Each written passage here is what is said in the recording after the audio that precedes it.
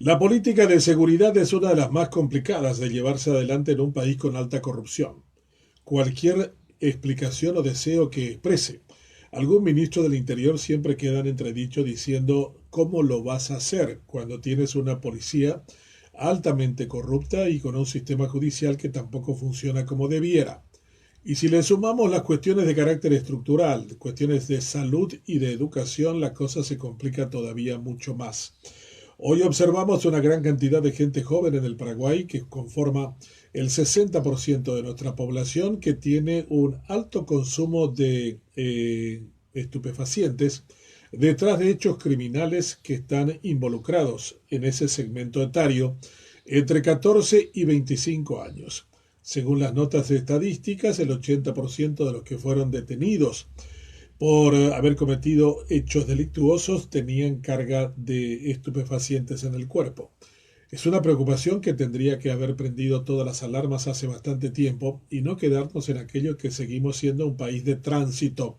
con las 10, 15 o 20 toneladas de drogas que sacamos hacia puertos europeos, sino que también tenemos un grave problema que es el alto consumo interno de la droga entre nosotros. Es un gran momento para empezar una política nacional eficiente, pero que involucre todos los aspectos que tienen que ver con el problema. La cuestión simplemente de pensar en detenerlos y enviarlo a un centro de adicción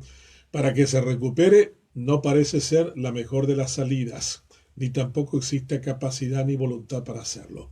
Es el tiempo de tener una política pública contra la delincuencia asociada al consumo de drogas. 3x3 por Benjamín Fernández Bogado. El presidente del jurado de enjuiciamiento de magistrado Incitato Rivas pareciera no tener ningún tipo de pudor ante las fuertes críticas que ha significado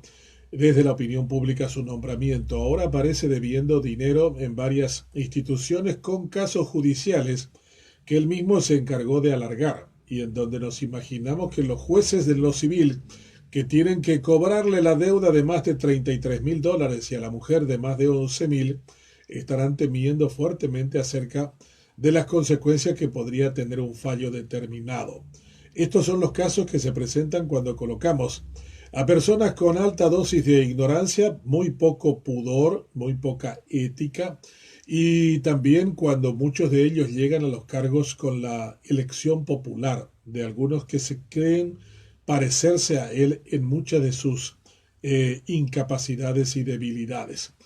Indudablemente Rivas podría decir yo he sido nombrado diputado y después fui nombrado senador, así que la culpa es de ustedes que me eligieron, no me vengan ahora a tener que reclamar cosas que ustedes sabían perfectamente que yo no las podía dar en ninguno de los casos. Este es uno de nuestros grandes problemas en materia democrática, un pueblo sin educación que viene de la herencia autoritaria de una inversión casi genocida del 1%, que solo pudo triplicar en democracia, pero muy lejos de lo que tendría que haber sido el 7% de inversión del PIB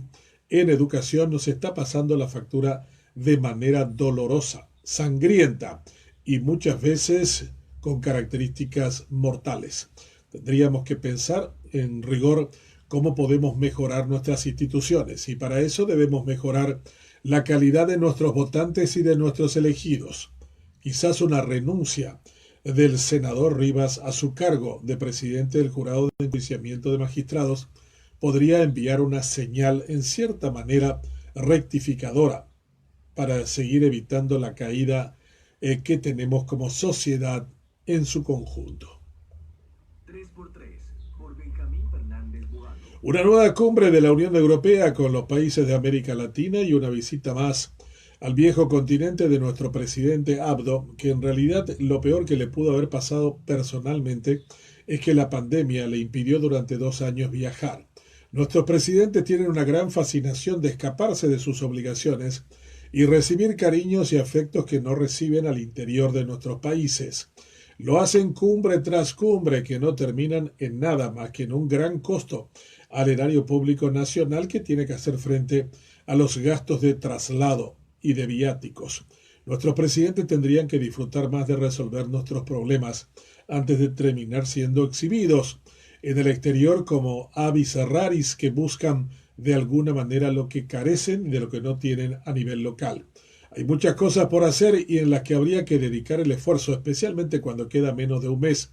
del final del gobierno de Abdo y la sustitución de Peña, que antes que concentrar grandes esfuerzos en hacer los planes para el próximo gobierno, se ha pasado casi un par de semanas entre Emiratos Árabes y Taiwán. Todo eso lo podía haber hecho con un mayor peso siendo presidente de la República y con un plan específico detrás de cada uno de los viajes que realmente justifique la salida.